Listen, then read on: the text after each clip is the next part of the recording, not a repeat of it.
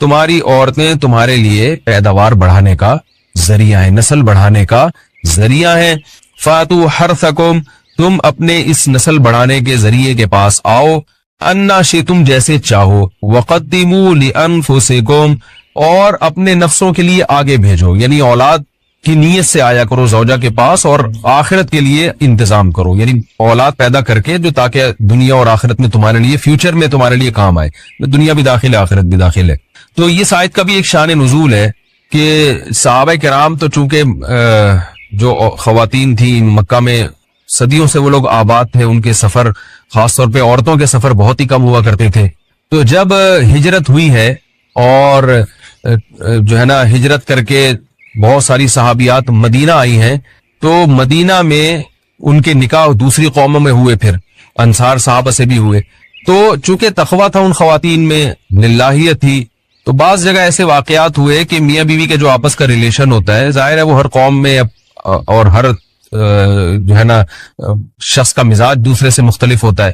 تو بعض مردوں نے اس طرح سے اپنی زوجات کے ساتھ ہم بستری کی کہ ان خواتین کو پھر اشکال ہوا کہ پتہ نہیں اس طرح سے ہم بستری کرنا جائز بھی ہے یا نہیں ہے. تو انہوں نے نبی صلی اللہ علیہ وسلم سے یہ مسئلہ پوچھا کہ یا رسول اللہ، ہمارے شوہر ہمارے پاس اس طرح سے آتے ہیں تو کیا یہ جائز ہے یا نہیں. تو ان کے سوال کو بھی مبہم رکھا گیا اور قرآن نے اس کے جواب کو بھی کنایتاً بیان کیا، کیونکہ مسئلہ بظاہر حیا کے خلاف ہے.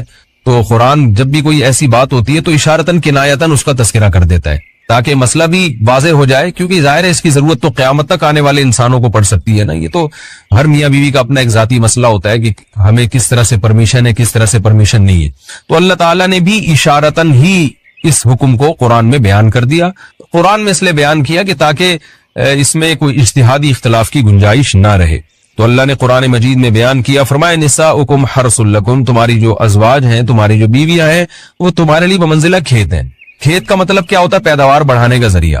تو اس میں سب سے پہلا مسئلہ تو قرآن نے یہ بیان کر دیا کہ زوجہ سے جو ہم بستری ہے وہ صرف اسی راستے میں جائز ہے جس سے اولاد ہوتی ہے، کیونکہ عورت کو اللہ نے بنایا ہے نسل بڑھانے کے لیے. تو کوئی بھی ایسا ہم بستری کا طریقہ اختیار کرنا جو نسل بڑھانے کا ذریعہ نہ ہو، یعنی وہ نیچرل نہ ہو، تو وہ حرام ہے. تو اس میں اللہ نے یہ حکم دے دیا. تو اس سے صاف یعنی حدیث سے بھی پتہ چلتا ہے اور تمام فقہاء کا اجماع بھی ہے اس آیت کی روشنی میں کہ مسئلہ تھوڑا حیا کے خلاف ہے، لیکن میرا خیال ہے بتانا ضروری ہے کہ پچھلے راستے سے عورت سے ہم بستری کرنا بالکل حرام ہے، ناجائز. اور نبی صلی اللہ علیہ وسلم کی اس پہ بہت شدید لعنت ہے، بہت شدید وعید ہے. تو یہ بالکل اللیگل ہے اسلام میں کہ عورت کے پچھلے راستے سے اس سے ہم بستری کی جائے. جو لوگ لڑکوں سے بدفعلی کے عادی ہوتے ہیں ان کو یہ ایک چسکا لگ جاتا ہے، تو یہ حرام ہے، ناجائز ہے، کیونکہ اللہ نے بتا دیا کہ یہ تمہارے لیے بمنزلہ کھیت کے ہیں. تو اس میں قرآن نے وہ جو سوال تھا نا اس کی طرف اشارتاً جواب دے دیا اور آگے فرمایا فاتو حرثکم، تم اپنے کھیت کے پاس آؤ، یعنی پیداوار بڑھانے کا جو ذریعہ ہے اس جگہ کی طرف آؤ، انا شئتم، جیسے چاہو. یعنی باقی جس طرح سے تم چاہو زوجہ سے ہم بستری کر سکتے ہو، اس میں کوئی خاص طریقہ متعین نہیں ہے. میاں بیوی کا ایک دوسرے سے کوئی پردہ نہیں ہے. ہن لباس لکم وانتم لباس لہن، یہ دونوں ایک دوسرے کے لیے لباس ہیں. تو اس میں طریقہ کار کوئی بھی ہو سکتا ہے، کسی بھی طرح سے کرنا چاہو ایک دوسرے سے لطف اندوز ہو سکتے ہو. لیکن فاتو حرثکم، آنا موضع حرث میں ہے. حرث کا مطلب وہ اس جگہ کی طرف آنا ہے جہاں سے نسل بڑھتی ہے، کسی اور راستے کی طرف. اس سے صاف طور پر جو ہے نا وہ جو فاسق فاجر لوگوں کی جو برائی ہے، جو لڑکوں سے بدفعلی کے نتیجے میں پیدا ہوتی ہے، اس کا اللہ نے قلعہ کر دیا کہ اس کی اسلام میں بالکل اجازت نہیں ہے. باقی طریقہ کار کیا ہوگا یہ تمہارے اوپر، اس کی اللہ نے تمہیں اجازت دی ہے. وقدموا لانفسکم، اور چونکہ بار بار حرث کا تذکرہ ہو رہا ہے کہ نسل بڑھانے کا، اس لیے اللہ نے فرمایا کہ قدموا لانفسکم، اپنی ذات کے لیے فیوچر میں انتظام کرو. قدموا کا مطلب آگے بھیجو اپنی ذات کے لیے سرمایہ. کیا مطلب؟ کہ جب زوجہ سے ہم بستری کرو تو نیت اولاد کی ہونی چاہیے تاکہ وہ اولاد دنیا میں بھی اور آخرت میں بھی تمہارے لیے ذخیرہ بن جائے. تو یہ نسل بڑھانے کی بہت زبردست ترغیب ہے اس آیت. اور اس آیت میں اللہ نے عورت کا کہ بہت ساری ذمہ داریوں میں سے ایک بڑی ذمہ داری کا بھی بیان بتا دیا کہ عورت کو اللہ نے بنایا ہے. جو مرد اور عورت کا جو فرق رکھا ہے نا، اس فرق کی بڑی وجہ یہی ہے کہ مرد کے اسپرم کو اللہ نے بیج کے طور پہ پیدا کیا ہے اور عورت کو اللہ نے زمین کے طور پہ. تو بیج اور زمین کے ملاپ کا بنیادی مقصد ہی نسل بڑھانا، پیداوار بڑھانا ہوتا ہے، نہ یہ کہ نسل روکنا. آج فیملی پلاننگ والوں نے اس آیت کی دھجیاں اڑا دی ہیں، اور جو پوری دنیا میں ایک بےہودہ قسم کی تحریک چل رہی ہے، یہ آیت بالکل اس کی نفی کر رہی ہے. اس لیے اللہ نے فرمایا، اور اچھا اللہ نے اس کا بھی جواب دے دیا کہ جو فیملی پلاننگ والے کہتے ہیں نا نسل بڑھنے سے تمہارا نقصان ہوگا، خرچے بڑھ جائیں گے، تو اللہ فرماتا ہے قدموا لانفسکم، تمہارا فیوچر بن جائے گا، سنور جائے گا، کیونکہ اولاد پہ اتنی انویسٹمنٹ نہیں ہوتی جتنا اس کا آؤٹ پٹ ہوتا ہے. ان پٹ کم ہے، آؤٹ پٹ زیادہ ہے. انویسٹمنٹ کم ہے، اس کے جو پروفٹ ہے وہ زیادہ ہے، دنیا میں بھی اور آخرت میں بھی. تو اللہ نے فرمایا اپنے نفس کے لیے، فیوچر کے لیے انتظام کرو، بڑھاپے کے لیے انتظام کرو. تمہارے بیٹے ہوں گے، بیٹیاں ہوں گی، پوتے ہوں گے، نواسے ہوں گے، بہویں ہوں گی. یہ دنیا کا مستقبل اور آخرت کا مستقبل کیا ہے. جو عبداللہ بن عمر رضی اللہ تعالیٰ عنہ نے جب نکاح کا ارادہ ترک کیا تو آپ کی جو ہمشیرہ تھی حضرت حفصہ، انہوں نے فرمایا کہ نکاح کرو، تمہارے اولاد ہوگی، دنیا سے جاؤ گے تو تمہارے لیے دعائیں مانگے گی. یہ چیز بھی انگریزی فلموں سے اور فحش فلموں سے ہماری نئی نسل میں بہت تیزی سے سرایت کر رہی ہے، اور لوگ اس بارے میں علماء سے بہت زیادہ مسائل پوچھتے ہیں، خواتین بھی پوچھتی ہیں جو اس میں مبتلا ہیں.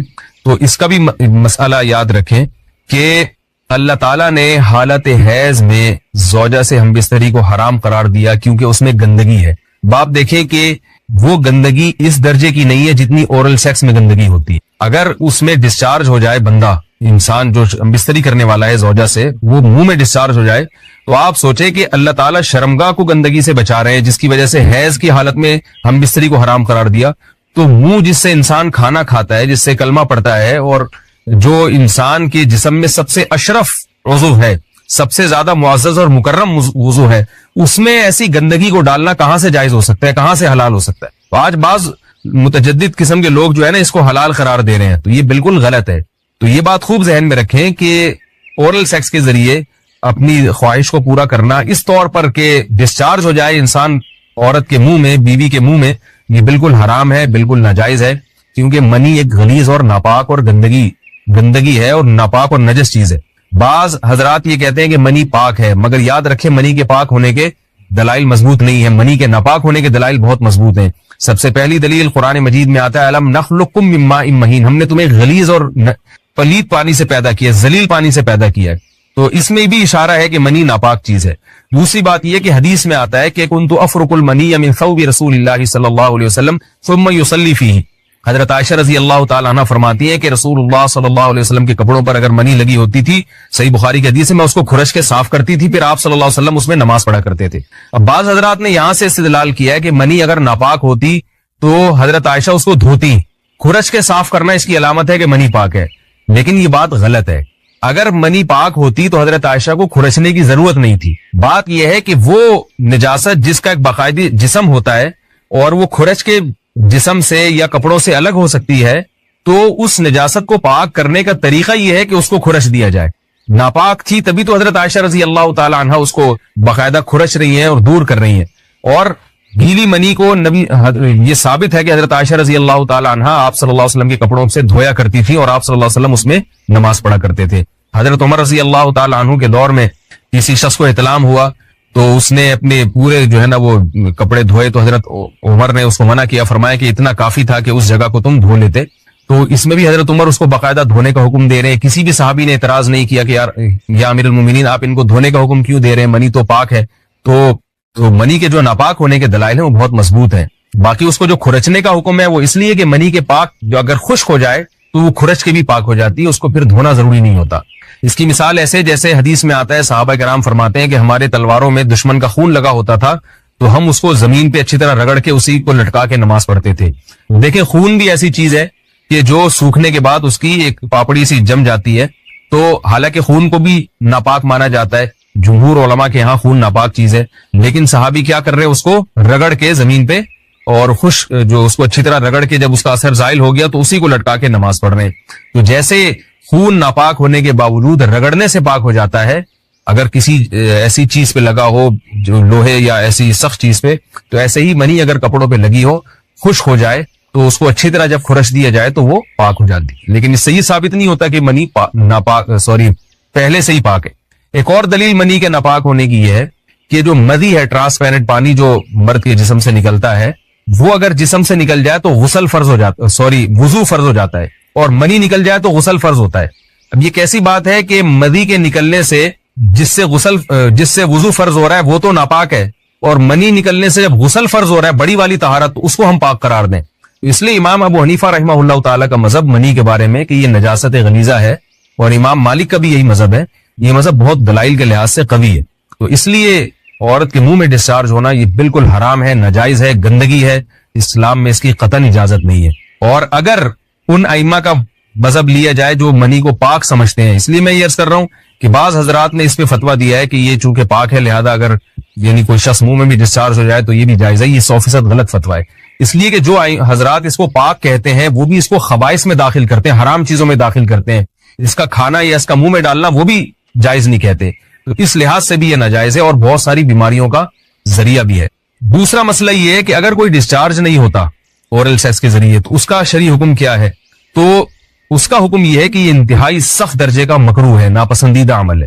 اور اس کے سخت درجے کے مکروہ اور حرام نہیں ہے لیکن بہت زیادہ ناپسندیدہ اور شریعت کے مزاج کے بالکل خلاف.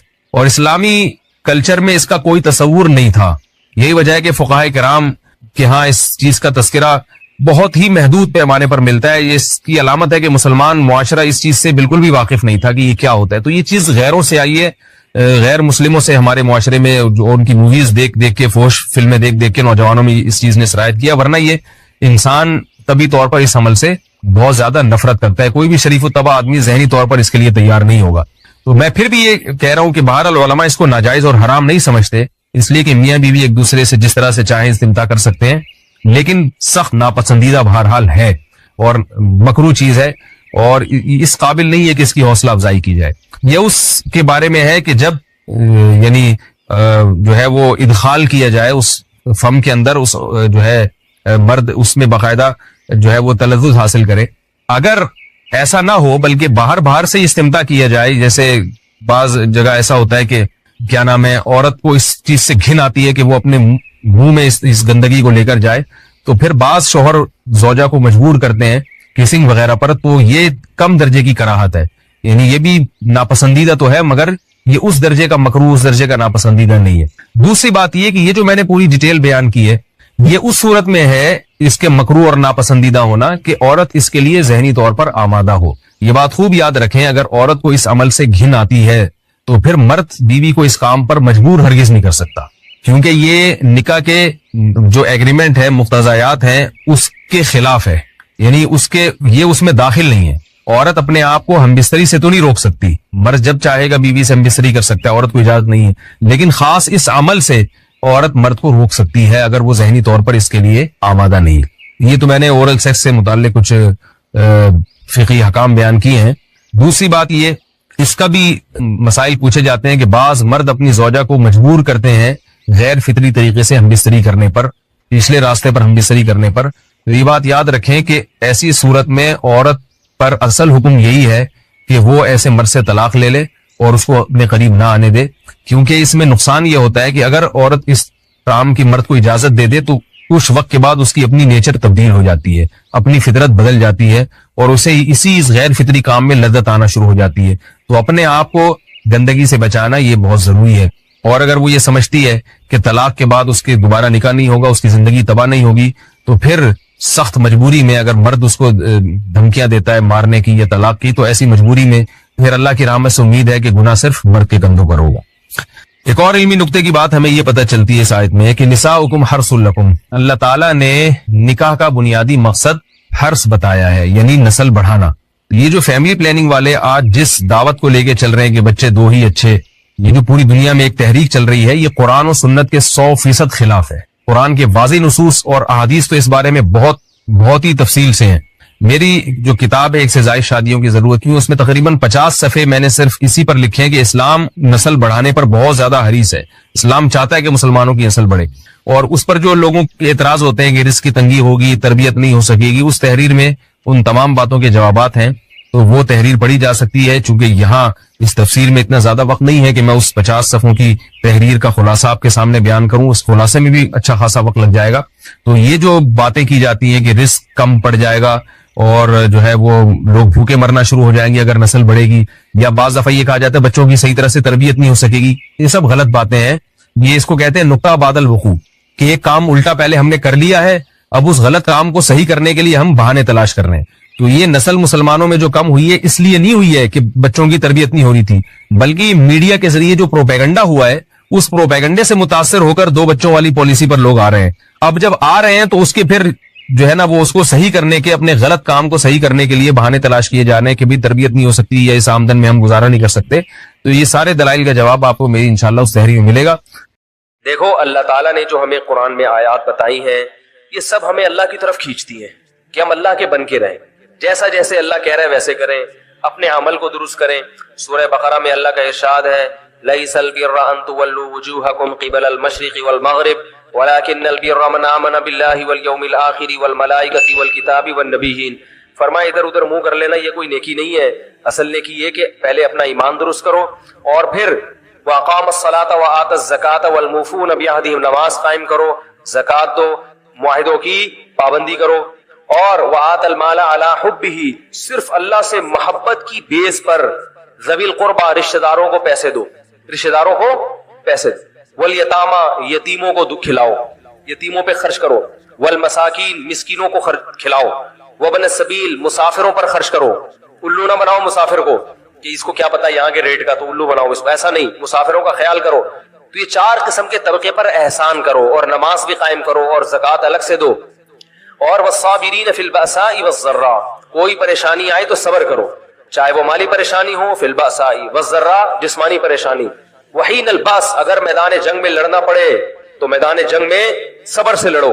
اولئک الذین صدقوا، اللہ فرماتے ہیں جن لوگوں کی یہ صفات ہیں یہ ہیں سچے ایمان کے دعوے میں. ہم لوگوں نے اسلام کو بھی ایک یعنی یوں سمجھے کہ ایک فیشن ہوتا ہے نا، مختلف قسم کے موسموں میں مختلف قسم کی ایکٹیویٹیز ہوتی ہیں. محرم میں ہمارے ایک نئی قسم کی ایکٹیویٹیز ہوتی ہیں، ربیع الاول میں الگ قسم کے مسلمان بنے ہوتے ہیں ہم لوگ، ٹھیک ہے نا.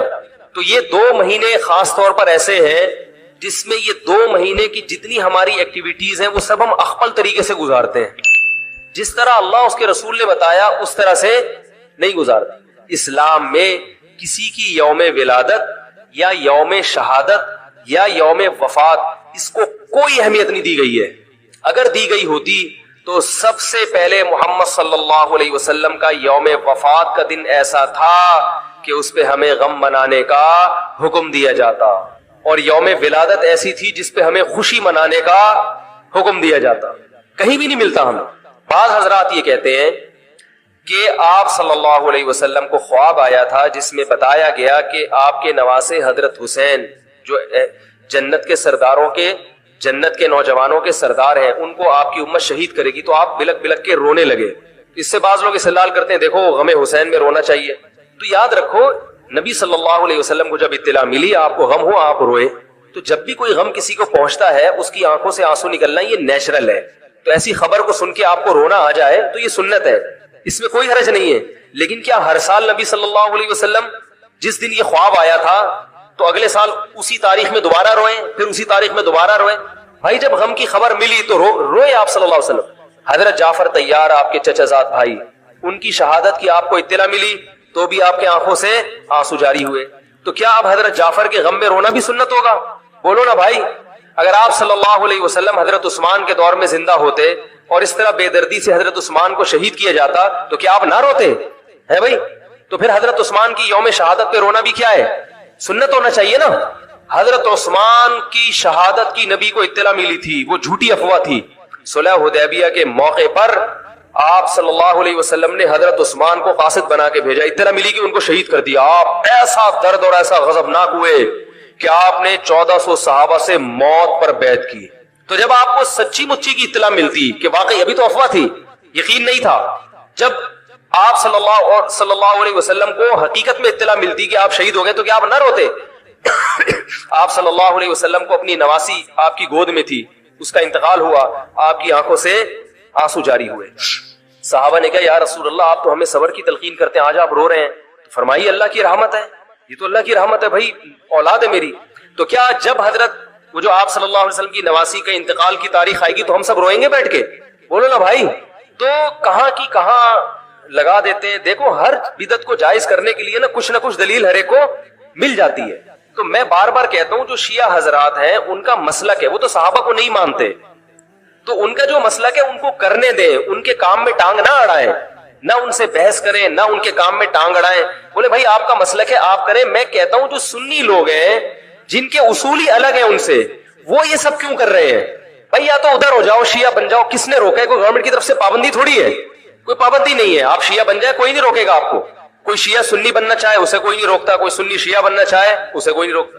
لیکن جب آپ سنی ہیں تو پھر آپ کو ان اصولوں پہ چلنا پڑے گا جو اہل سنت والجماعت علماء نے بتائے ہیں. اہل سنت والجماعت کے ہاں رونا عبادت نہیں ہے. ہاں آپ نے کسی دن کربلا کا واقعہ سنا, چاہے محرم میں سنا, ربیع الاول میں سنا, حضرت حسین رضی اللہ تعالیٰ عنہ کی ایک جو دردناک شہادت کا واقعہ آپ نے سنا, آپ کو رونا آ گیا, تو یہ عین ایمان کی علامت. میرے بیان اب ویڈیو ریکارڈ ہوتے ہیں, پہلے ریکارڈ نہیں ہوتے تھے, آڈیو چلتے تھے. تو میں نے 2 دفعہ زندگی میں پہلی دفعہ جب یہ واقعہ بیان سنا, بیان کے دوران میں بھی رو رہا تھا اور سننے والے بھی رو رہے تھے. نیچرلی آ گیا رونا. پھر دوبارہ میں نے یہ واقعہ بیان کیا, مجھے بھی رونا آ گیا اور سننے والوں کو بھی آ گیا. یہ نیچرلی جو آ گیا. لیکن اگر میں اس لیے بیٹھوں کہ میں روؤں, آج میں پروگرام ہے باقاعدہ, بولو بھائی, رونے کا, اور آپ کو بھی رلاؤں گا.